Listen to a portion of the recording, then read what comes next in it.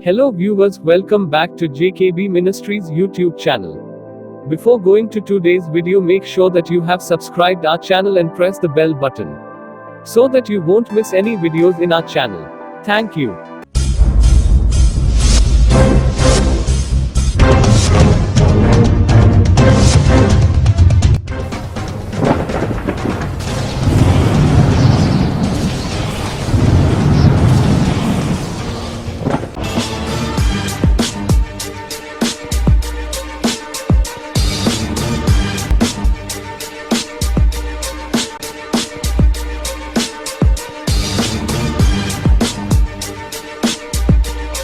அன்பான தேவ பிள்ளைகளே, மகிமையான இயேசு கிறிஸ்துவின் ராஜரீக பெசலையில் திருச்சபை வழங்கும் விடுதலையின் நேரம் இதோ உங்களுக்காக.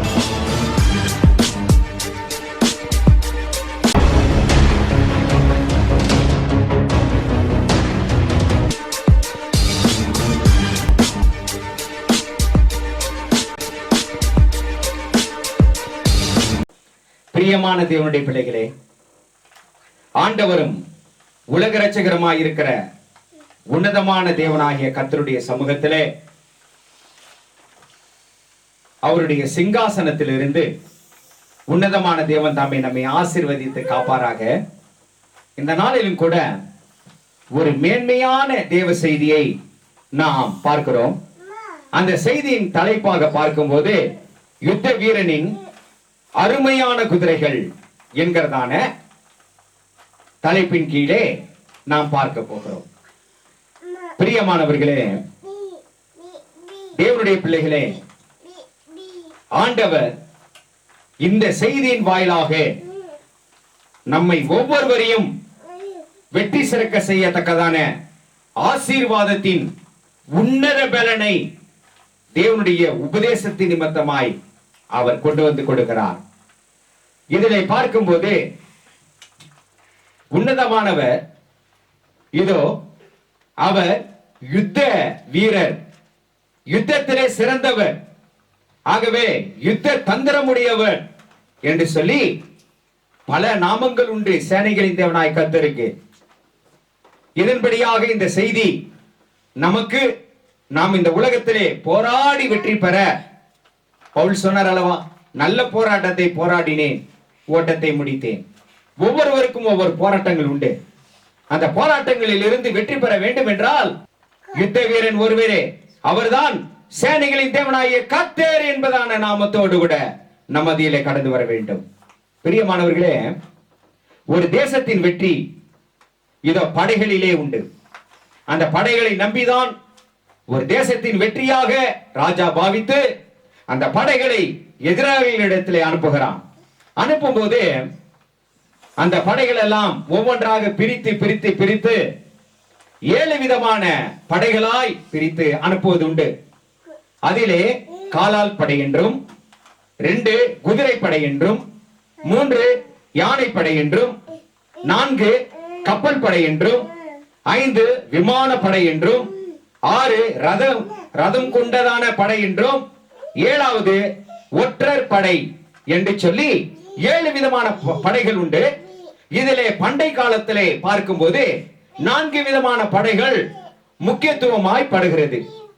ஆகவே குறிப்பாக இதோ ஜெயம் பெற வேண்டும் என்றால் 4 விதமான படைகளிலே, இதாவது அதிகபட்சமாக இன்றைக்கு இருக்கிற சூழ்நிலைகளிலே இதோ 7 விதமான படைகளும் தேசத்தை காக்க தீவிரிக்க வேண்டும், ஆயத்தப்படுத்த வேண்டும். அப்படியாக ஆயத்தப்படுகிறதான காரியம்தான் பயங்கரமானது.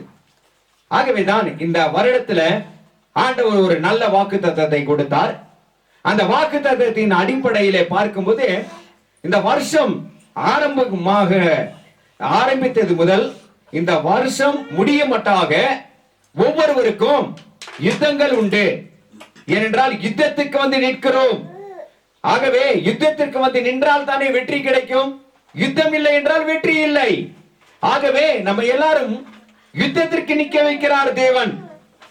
ஆகவேதான் எதிராளியுடைய படைகள் பயங்கரம். ஆகவேதான் ஒரு முறை ஆண்டவர் ஒரு நல்ல ஒரு வார்த்தையை கொடுக்கிறார். இஸ்ரவேல் ஜனங்களை பார்த்து எகிப்தியரை நோக்கி சொல்லுகிறார் தேவன். அவர்களை குறித்து சொல்லும் பொழுது, நீங்க புறப்பட்டு வாங்க யுத்தத்திற்கு, என் ஜனங்களோடு கூட நீங்கள் வெற்றி பெற வேண்டுமா? நீங்க புறப்பட்டு வந்து பாருங்கள், என் ஜனத்தின் மீது தேவனுடைய ஆசீர்வாதத்தை எப்படி வைத்திருக்கிறேன் பாருங்கள் என்று சொல்லி எகிப்தியரை குறித்து சொல்லுகிறார். அதே நேரத்தில் இஸ்ரவேல் ஜனங்களை குறித்தும் சொல்லுகிறார். என்னன்னா, குதிரையின் மேலே ஏறுங்கள், பாத்தீங்களா, சேனங்களை கட்டுங்கள், ஏறி ஈட்டிகளை துலக்குங்கள், தலைசீராவை தரிப்பித்துக் கொள்ளுங்கள் என்று சொல்லுகிறார். எவ்வளவு அருமையான வசனம்! வாசித்து பாருங்கள். எரேமியா 46வது அதிகாரம் 4வது வசனம். குதிரை வீரரே, குதிரைகளின் மேல் சேனைகளை வைத்து ஏறி தலைசீராவை அணிந்து கொண்டு நில்லுங்கள், ஈட்டிகளை துலக்கி கவசங்களை தரித்துக் கொள்ளுங்கள். இதிலே ஞான மனம் உண்டு, இதிலே இதோ உலகத்தின்படியான காரியங்களும் உண்டு, மறைமுகமாக்கப்பட்டதான பொருள் கொண்டதான ஆழமான சத்தியங்களும் உண்டு. பிரியமானவர்களே, இந்த செய்தியை ஆரம்பத்திலே கேட்டு டக்குன்னு நீங்க போயிட்டீங்கன்னா ஒண்ணும் தெரியாது. ஆகவே இந்த செய்தியை முழுமையாக கேட்டு பார்த்தால் இந்த வார்த்தையினுடைய அடிப்படையான ஆழமான சத்தியம் என்ன என்பதை, மறைக்கப்பட்ட சத்தியம் என்பதை நாம் அறிந்து கொள்ள நாம் முற்படுவோம். தேவன் தாமே இதற்குண்டான ஆசீர்வாதத்தை நம்முடைய செவிகளிலே திறந்து உன்னதமான வார்த்தையை போடுவாராக. பிரியமானவர்களே, இதிலே மிகவும் இதோ பயன்படாக படுகிறது குதிரை. அந்த குதிரை என்பது சாதாரணமான மிருகம் அல்ல. அவைகளெல்லாம் ஆவிக்குரிய பொருளோடு கூட உலகத்திலே உன்னதமான தேவன் படைத்திருக்கிறார். ஆகவே வெறும் குதிரைகள், ரோட்ல போற குதிரைகள் நம்ம பார்க்கிறோம். ஆனா குதிரைகளிலே பல வகை உண்டு. 180 வகையான குதிரைகள் உண்டு. 1 2 அல்ல, 180 வகையான குதிரைகள் உண்டு. அந்த 180 வகையான குதிரைகளிலே ஒவ்வொரு காரியத்திற்கும் ஒவ்வொரு குதிரைகளாய் மனிதன் பயன்படுத்துகிறதாக நாம் பார்க்கிறோம். இதிலே இதோ தேசத்தை காக்கும்படியாய் குதிரை படை என்று சொல்லி பண்டை காலத்திலே இதோ ரொம்ப பிரசித்தி பெற்ற படைகளாய் இருந்தது. அதே நேரத்தில் பண்டை காலங்களிலே பார்க்கும்போது குதிரைகளை வைத்து ஏர்பூட்டி உழுவார்கள். அந்த ஏர்பூட்டி உழும்போது அந்த குதிரை அந்த நிலத்தை உழும்போது அது செவையாய் உழுது மனிதனுக்கு ஆகாரத்தை கொண்டு வந்து சேர்க்கத்தக்கதான நல்ல ஒரு ஏற்பிடிக்கிறதான குதிரைகளாகவும் இருந்தது. பிரியமானவர்களே, இதிலே இந்த குதிரைகளை பழக்குவிக்கும் போது என்னன்னு கேட்டீங்கன்னா, பட்டயத்திற்கு பயப்படாத ஒரு இதயம் குதிரைக்கு வேணும். அப்படிப்பட்ட ஒரு தைரியத்தை பயிற்சியின் மூலமாய் கொண்டு வருகிறார்கள். அதே போல அந்த தேசத்திலிருந்து இன்னொரு தேசத்திற்கு படையெடுத்து செல்லும் போது குதிரைகள் எல்லாம் விரைவாக ஓட வேண்டும், நொண்டி நொண்டி ஓடக்கூடாது, விரைவாக ஓட வேண்டும். 2 மூன்றாவது காரியம் பாத்தீங்கன்னா, பயப்படாத இதயம். அந்த குதிரையினுடைய இதயத்துக்குள் கொண்டு வருவதற்கு பயப்படாமல் இருக்க பல பயிற்சிகள் அவைகளுக்கெல்லாம் அளிக்கப்படும். அதோடு மாத்திரமல்ல, ஆகாரம் அளவாக கொடுக்கப்படும். அதோடு மாத்திரமல்ல, தினமும் பயிற்சி, இடைவிடாமல் பயிற்சி. அந்த இடைவிடாமல் பயிற்சி எடுக்கும் போதுதான் அது யுத்தத்திலே நிமிர்ந்து நிற்கிற குதிரையாய் அது மாறும். அதோடு மாத்திரமல்ல, கூரிய கண் பார்வை அந்த குதிரைக்கு இருக்க வேண்டும். இன்னும் சொல்ல போனால் இது ஒரு வீர குதிரை, வீரமான குதிரை என்று சொல்லி அந்த வீரத்தை பயிற்சியின் மூலமாக செலுத்துவார்கள் என்பதாக பார்க்கிறோம். இப்படிப்பட்ட குணலட்சணங்களுக்கு தகுதி வாய்ந்த குதிரை எதுவோ, செவி கொடுக்கிற குதிரை எதுவோ, கீழ்ப்படுகிற குதிரை எதுவோ, அதுவே யுத்த காலத்திலே நிற்கிறதான குதிரை எனப்படும். பெரிய காரியம் இல்லைங்களா? ஆகவே இப்படிப்பட்ட குதிரையை உருவாக்கி மனுஷன் என்ன செய்வான் தெரியுமா? அந்த குதிரையின் பேரிலே நம்பிக்கை வைப்பான். அந்த குதிரையின் பேரிலே அவன் மேன்மை பாராட்டுவான்.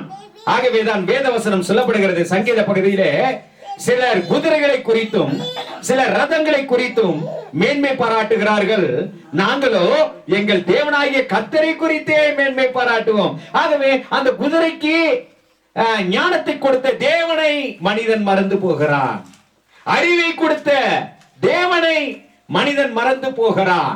ஆகவே குதிரையின் பேரிலே நம்பிக்கை வைக்கிற மனுஷன் என் தேசத்தை காக்க இதுதான் நல்ல ஒரு வாகனம் என்று சொல்லி குதிரையின் பேரிலே நம்பிக்கை வைக்கிறதான மனுஷன் ஆண்டவர் பேரிலே நம்பிக்கை வைக்காமல் போகிறார். அதை குறித்துதான் அங்கே சொல்லப்படுகிறது. தேவனுடைய பிள்ளைகள் யாவரும் இதோ அந்த குதிரைகளை பார்க்கிலும் மென்மையான தேவனையே நாங்கள் நம்பி இருக்கிறோம் என்கிறதான நிலை ஆச்சரியம் ஆச்சரியம் ஆச்சரியமாய் இருக்கிறது பிரியமானவர்களே. ஆகவேதான் இதோ குதிரை என்பது சாதாரணமான காரியம் அல்ல. அப்படியான ஒரு குதிரையை தெரிவு செய்து அந்த குதிரையின் மேலே சேணம் வையுங்கள் என்று சொல்லப்படுகிறது. அந்த சேணம் எதனாலே உண்டாயிருக்கும் என்றால் நல்ல தோலினாலே உண்டாயிருக்கத்தக்கதான சேணம். அது ஒரு சிங்காசனம். குதிரை மேலே அமர்கிறதான போர் வீரனுக்கு அந்த குதிரையின் முதுகிலே கட்டப்படுகிறதான சேணம் அது ஒரு நல்ல ஒரு தோலினால் உண்டான சிங்காசனம் என்று சொல்லப்படுகிறது. அதோடு மாத்திரமல்ல, ஒரு கையில லகான், இன்னொரு கையில ஈட்டி. அந்த ஈட்டியை நன்றாக துளைக்கி தலை சீராயையும் தரித்துக் கொள்ளுங்கள், இதோ யுத்தத்திற்கு போகிறதான நேரம் வந்துவிட்டது என்று சொல்லி அவ்விதமான ஒரு வாக்குத்தத்தத்தை இஸ்ரவேல் ஜனங்கள் மத்தியிலே சொல்லுகிறார் தேவன். பாத்தீங்களா எப்படிப்பட்ட காரியம் என்று. ஆகவேதான் தேசத்தை காப்பாற்றுவதற்கு இப்படிப்பட்ட தகுதி வாய்ந்த குதிரைகள் மிகவும் மேலான ஒரு காரியமாய் இருக்கிறது. பிரியமானவர்களே, இதுக்குண்டான ஆவிக்குரிய ரகசியத்தை பார்க்கும்போது குதிரை என்பது என்ன என்பதாக பார்க்கும்போது ஒவ்வொரு மனிதனிடத்திலும் குதிரைகள் உண்டு. அது எப்படி? இதுதான் ஆழமான சத்தியம். ஒவ்வொரு மனிதனிடத்திலும் குதிரைகள் உண்டு. அது என்ன தெரியுமா? மனிதனை தேவன் படைக்கும் போது ஆவி, ஆத்மா, சரீரம் இந்த மூன்றாய் படைத்தார். இந்த மூன்றாய் படைக்கும் போது குதிரைக்கு ஒப்பாக இந்த சரீரம் மாற வேண்டும். இந்த சரீரத்தை பயிற்சிக்குள்ளாக கொண்டு வர வேண்டும். நல்ல தேவ பக்திக்குள்ளாக கொண்டு வந்தால்தான் இது ஒரு ஆவிக்குரிய குதிரையாய் மாறுமே தவிர இது சரீரத்துக்குரிய குதிரையாய் இருக்கக்கூடாது. பாத்தீங்களா, எத்தனையோ வகையான குதிரைகள் உண்டு அல்லவா? 180க்கு மேற்பட்டதான குதிரைகள். ஆனால் எத்தனையோ மனிதர்கள் உண்டு, விதவிதமான மனிதர்கள், விதவிதமான கண்டங்களில் இருக்கிறதான மனிதர்கள்.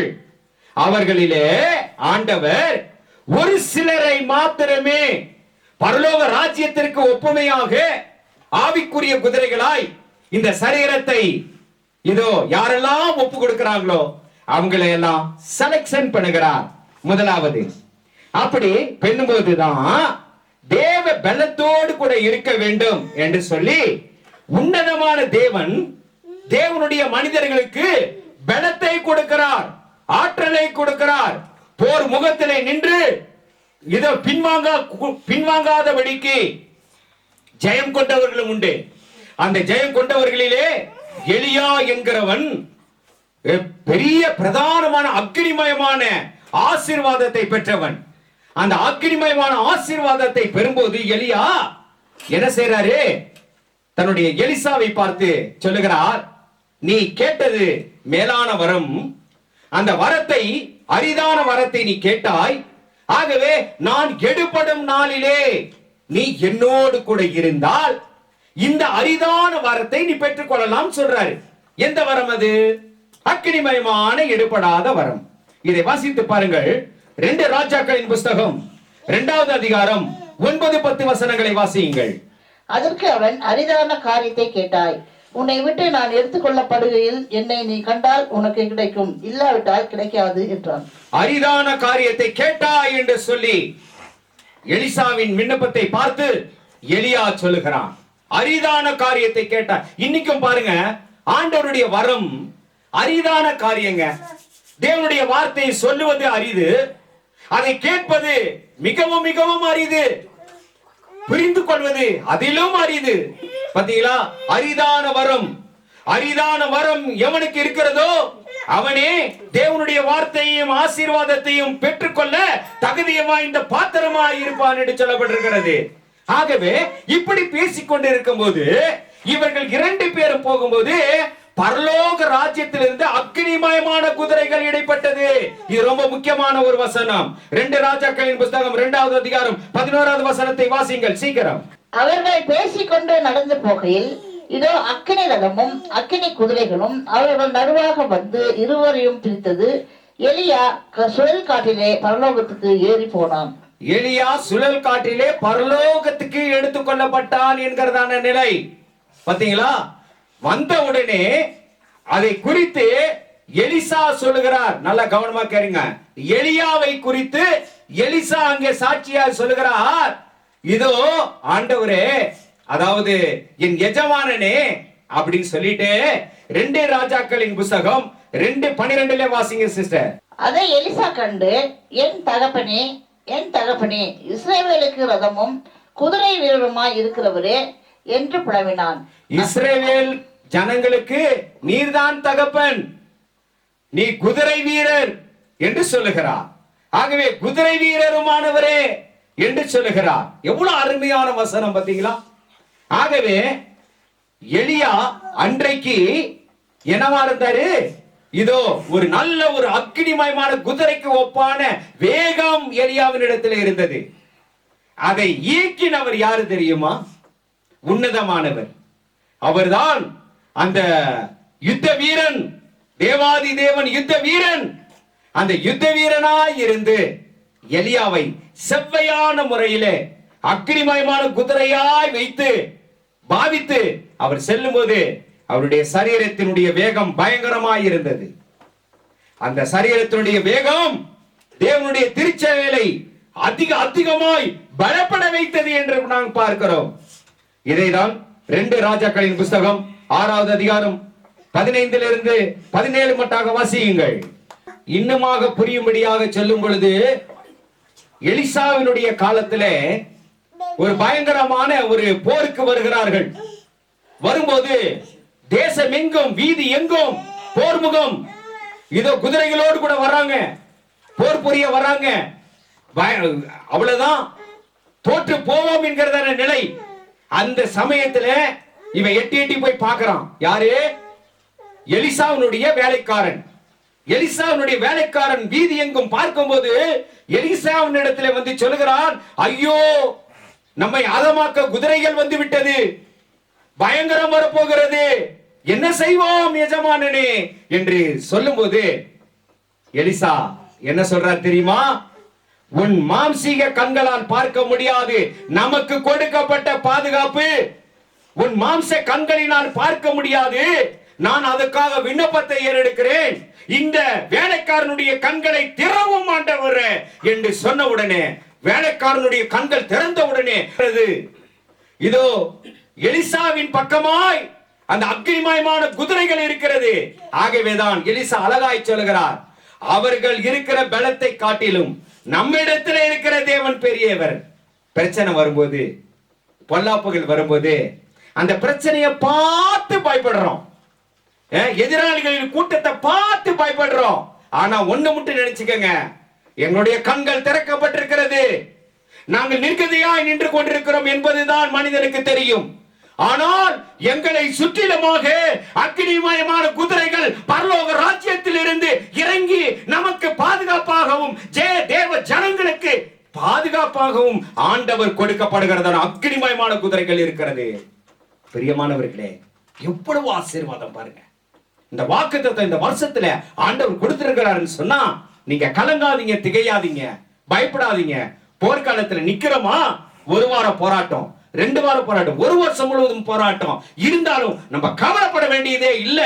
ஏன் கேட்டீங்கன்னா, குதிரைகள் வருகிறத பார்த்தோம், சலசலப்பு பார்த்தோம், திகில பார்த்தோம், பயங்கரங்களை பார்த்தோம். ஐயோ, துவண்டு போயிட்டான் வேலைக்காரன். இன்னைக்கு அதே நிலைமை தான் நமக்கு இருக்கு.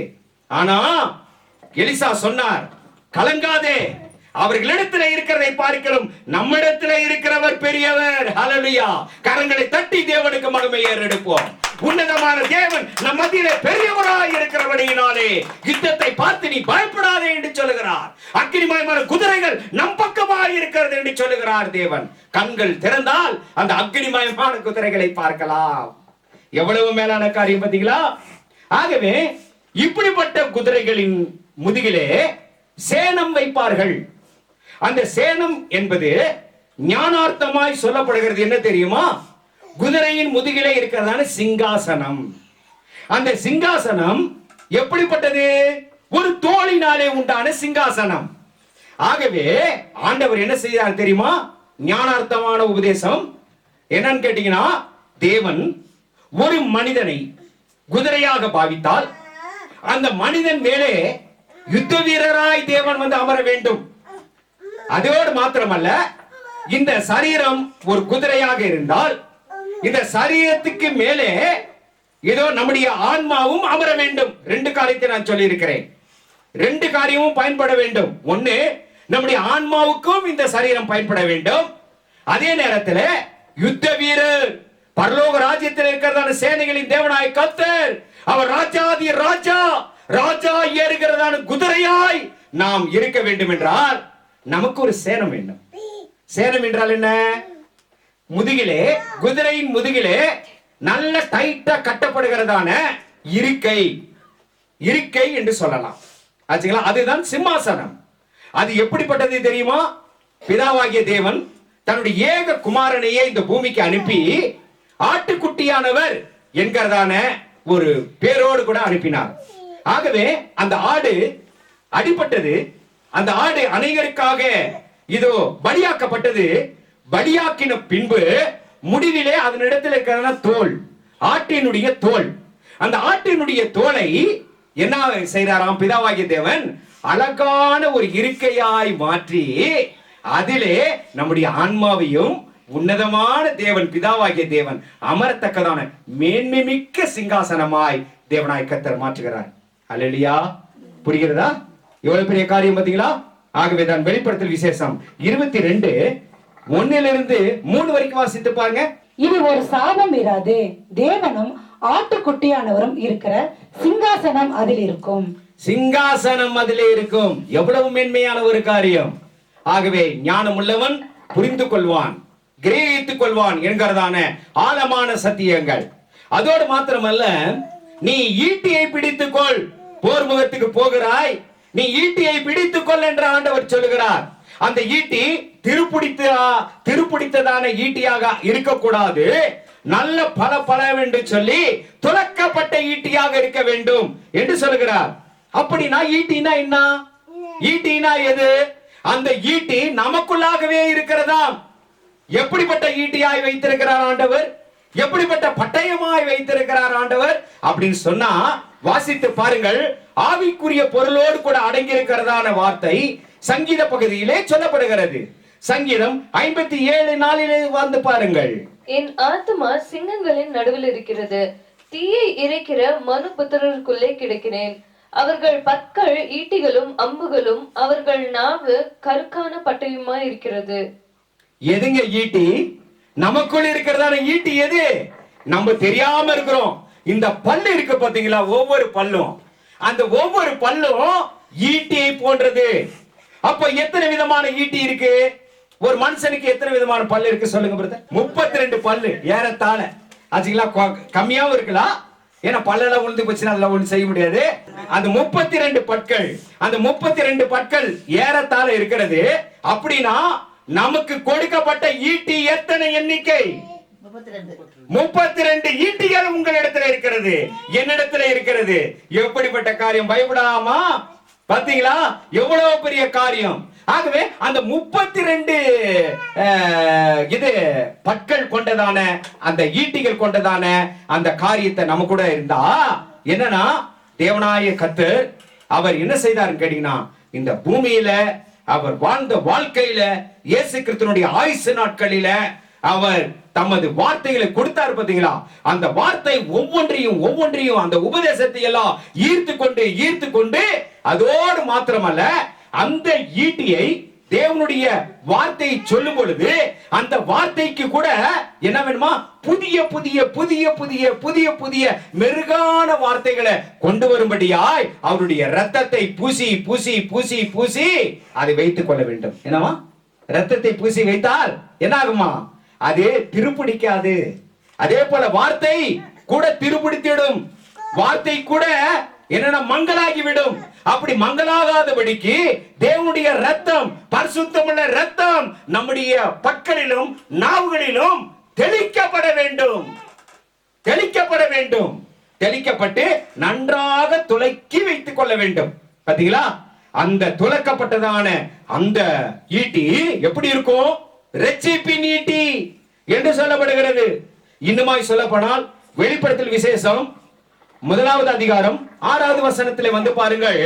அந்த ஈட்டிகளையும் பட்டயங்களையும் பிடித்திருக்கிறதான தேவனுடைய பிள்ளைகள் அவர்களை யுத்த வீரர்களாகவே மாற்றி ராஜாக்களும் ஆசாரியர்களுமாய் மாற்றுகிறார் அவருடைய ரத்தத்தினாலே. வாசியுங்கள். நம்மிடத்தில் அன்பு கூர்ந்து தமது ரத்தத்தினாலே நம்முடைய பாவங்களற நம்மை கழுவி தம்முடைய பிதாவாகிய தேவனுக்கு முன்பாக நம்மை ராஜாக்களும் ஆசாரியர்களும் ஆக்கின அவருக்கு மகிமையும் வல்லமையும் என்றென்றைக்கும் உண்டாயிருப்பதாக. அவருக்கே மகிமையும் வல்லமையும் உண்டாயிருப்பதாக. ஆமென் என்று எழுதப்பட்டிருக்கிறது. அதோடு மாத்திரமல்ல, அந்த ரத்தத்தை குறித்து சொல்லப்படுகிறது. இதோ அவர் விலையேற பெற்ற பொன்னினாலும் அல்ல, விலையேற பெற்ற ரத்தனங்களினாலும் அல்ல, விலையேற பெற்ற வெள்ளியினாலும் அல்ல, ஆட்டுக்குட்டியினுடைய ரத்தத்தினாலே மீட்கப்பட்டீர்களே என்று எழுதப்பட்டிருக்கிறது. 1 பேதுருவின் புத்தகம் 1வது அதிகாரம் 19வது வசனம். குற்றமில்லாத மாசற்ற ஆட்டுக்குட்டி ஆகிய கிறிஸ்துவின் வெளியேற பெற்ற ரத்தத்தினாலே மீட்கப்பட்டீர்கள் என்று அறிந்திருக்கிறீர்களே. பாத்தீங்களா? மீட்கப்பட்ட இதோ ஆசீர்வாதம் அந்த ஈட்டிகளுக்குள்ளாக கடந்து வர வேண்டும். அந்த ஈட்டிகளிலே ரத்தத்தை போட்ட உடனே நன்றா அது பதப்படுத்தப்பட்டு துலக்கப்பட்டதாய் மாறிடும். மாறின உடனே அதை எடுத்து துடைக்கணும். பாத்தீங்களா? அந்த ஈட்டியை துடைக்கணும். ஈட்டியை துடைப்பதற்கு ஒரு வஸ்திரம் வேண்டும். அந்த வஸ்திரம் அது இரட்சிப்பினாலே உண்டான வஸ்திரம். இவைகள் எல்லாம் வச்சிருந்தா தாங்க அதுக்கப்புறம் தலை சீராயை போட்டு, அதுலயும் பயங்கர அர்த்தங்கள் உண்டு. இனி சொல்ல போனால் சொல்லிக்கொண்டே போகலாம். ஆச்சுங்களா? தலை சீரா. அந்த தலை சீராவை தரித்துக் கொள்ளுங்கள். என்ன அர்த்தம்? தலைக்குள்ளாக தலையை காப்பாற்றுவதற்கு தலை சீரா. அந்த தலை சீரா எப்படிப்பட்டதா இருக்க வேண்டும்? உறுதி வாய்ந்த இரட்சண்யம் என்னும் தலை சீராவை நீங்க தரித்துக் கொள்ளுங்கள் என்று எபேசியர் 6வது அதிகாரத்துல பாருங்க. ஆவின் பட்டயம் சொல்றாரு, கவசம் சொல்றாரு, தலை சீரான்னு சொல்றாரு, சமாதானத்தின் மிதியடிவார்னு சொல்றாரு, எல்லாம் சொல்றாருங்க.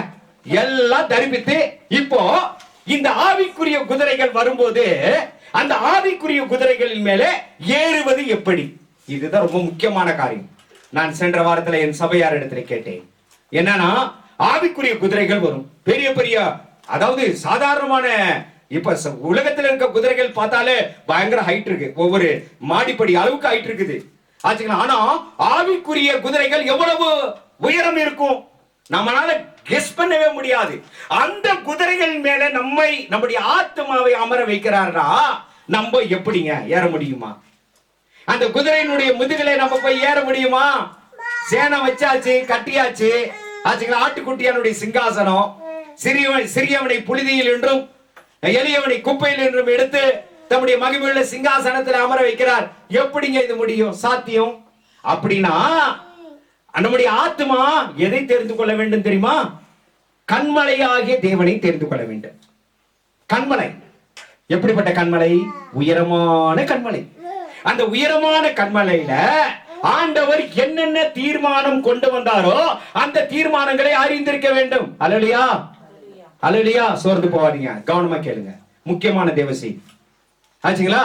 உயரமான கண்மலையிலே என்னன்னு கேட்டீங்கன்னா, ஒவ்வொரு மனிதனும் ஆண்டவர் உயரமான கண்மலையிலே என்னென்ன கொடுத்தார்? பழைய ஏற்பாட்டின் பிரகாரமாக உயரமான கண்மலையிலே பலிக்குண்டான ஆட்டை பார்த்து கொண்டார். உயரமான கண்மலையிலே அவர் கற்பனையை கொடுத்தார். அந்த உயரமான கண்மலையிலே தேவனுடைய பிள்ளைகளை பாதுகாப்பாக இருக்கும்படியாக செய்தார். இதே நேரத்தில் புதிய உடன்படிக்கையின் பகுதிக்கு வரும்போதே ஆண்டவர் உயரமான கண்மலையிலே தம்மை மறுரூபமாக்கி காண்பித்தார். உயரமான கண்மலையிலே ஜெபங்களை தேவனிடத்திலே பிதாவினிடத்திலே ஏறெடுத்த அந்த அனுபவத்தை காண்பித்தார். உயரமான கண்மலையிலே தேவன் கொல்கொதா என்கிறதான மலையிலே உன்னதமானவர் அடிக்கப்பட்டதான அந்த பலியாக்கப்பட்ட ஆசீர்வாதம் இவைகளெல்லாம் ஒரு மனிதன் பெறும்போதே அவன் எங்கே வருகிறான் என்றால் உயரமான கண்மலையிலே நிற்கிறான். அப்ப அந்த உயரமான கண்மலை எதற்கு ஈடாக இருக்கிறது? குதிரையின் இடுப்பளவா இருக்கிறது. அந்த இடுப்பளவான அந்த உயரமான கண்மலையில நின்ற மாத்திரத்துல இப்போ எப்படி ரொம்ப சுலபமா அந்த குதிரை முதுகில ஏறி அப்படியே பரலோக ராஜ்யத்திற்கு பயணம் செய்யலாம். அப்படியான முறையில தான் எலியா பயணம் செய்தார். எலிசாவும் கூட அவருக்கு பக்கபலமாய் குதிரைகள் இருந்தது, அக்கினிமயமான குதிரைகள் இருந்தது. பிரியமானவர்களே, இந்த ஞானம் பெரியது. இதிலே ஆழமான சத்தியங்கள் உண்டு. அற்புதமான சத்தியங்களை நாம் விவரித்து தேவன் நமக்கு சொல்லி இருக்கிறார். இந்த வருடத்துல இப்படிப்பட்ட ஒரு ஆசீர்வாதம் நமக்கு கிடைக்கிறது. என்ன ஒண்ணு, போர் முகத்தில் இருக்கிறதான போரை பார்ப்போமா, யுத்தத்தை பார்ப்போமா, இல்லைனா இன்னொரு பக்கம் ஆண்டவர் தருகிறதான மேன்மையான காரியத்தை பரவசத்தோடு கூட பார்ப்போமா என்று சொல்லி அவர்களுடைய இதயத்தை பொறுத்தது. ஆனால் ஒருபோதும் பின்வாங்கி போக கூடாது. போராட்டத்தின் மத்தியிலே தான் இதோ அக்னிமயமான குதிரைகள் இறங்கும். போராட்டத்தின் மத்தியிலே தான் சேனங்கள் இருக்கும். போராட்டத்தின் மத்தியிலே தான் ஈட்டிகள் இருக்கும். போராட்டத்தின் மத்தியிலே தான் பட்டயம் இருக்கும். போராட்டத்தின் மத்தியிலே தான் இதோ உயர சிந்தை நமக்கு கிடைக்கும். போராட்டத்தின் மத்தியிலே தான் ஆண்டவர் நம்மை இதோ அக்னிமயமான குதிரைகளின் மேலே ஏற வைக்கக்கூடிய அற்புதமான ஒரு ஆசீர்வாதம் கிடைக்கும். பிரியமானவர்களே, ஆகவே நம்முடைய வாய், நம்முடைய நாக்கு, நம்முடைய பல்லு ஈட்டியா இருந்துச்சுன்னா மனிதனை குத்துவதற்கா இல்ல அல்ல. நம்முடைய போராயுதங்கள் ஈட்டியோடும் பட்டயத்தோடும் அல்ல, அரண்களை நிர்மூலமாக்கத்தக்கதான தேவ ஆவியின் பலத்தோடு இருக்கிறது என்று சொல்லப்பட்டிருக்கிறது. ஆகவே ஆவியின் பலனை பெறுவோம், தேவ ஆசீர்வாதத்தை பெறுவோம். உன்னதமான தேவன் கொடுக்கிற அனுபவம், வித்தியாசமான அனுபவங்களோடு கூட நம்ம போர்முகத்தில் நிற்போம். கர்த்தர் வெற்றி தருவார் என்று சொல்லி இந்த செய்தியின் வாயிலாக சொல்லுகிறேன். இதற்கு நம்மை நாமே ஒப்பு கொடுத்து தேவனுக்கு நல்ல ஒரு அவயங்களாய், தேவனுக்கு நல்ல ஒரு ஜீவன்களாய் நாம் இருக்க தேவாதி தேவன் அருள் செய்வாராக. ஆமென்.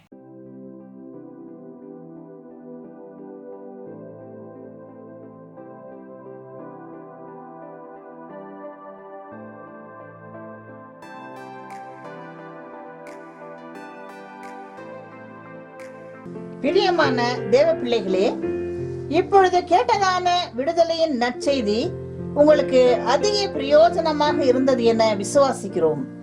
இந்த தேவ ஊழியம் அநேக நெருக்கங்களின் மத்தியில் நடந்து கொண்டிருப்பதால் இந்த டிவி ஊழியத்தை ஜெபத்தாலும் உங்கள் கையின் பிரயாசத்தாலும் தாங்கி தேவ ஆசீர்வாதம் பெறுங்கள். உங்கள் ஜெப தேவைக்கு தொடர்பு கொள்ள வேண்டிய முகவரி: மகிமையான இயேசு கிறிஸ்துவின் ராஜரீக ஊழியம், reverend Kebar Raj, L N cottage, ஆஸ்பத்திரி ரோட், உதகை. கைபேசி எண் 9435234477 மற்றும் 78717179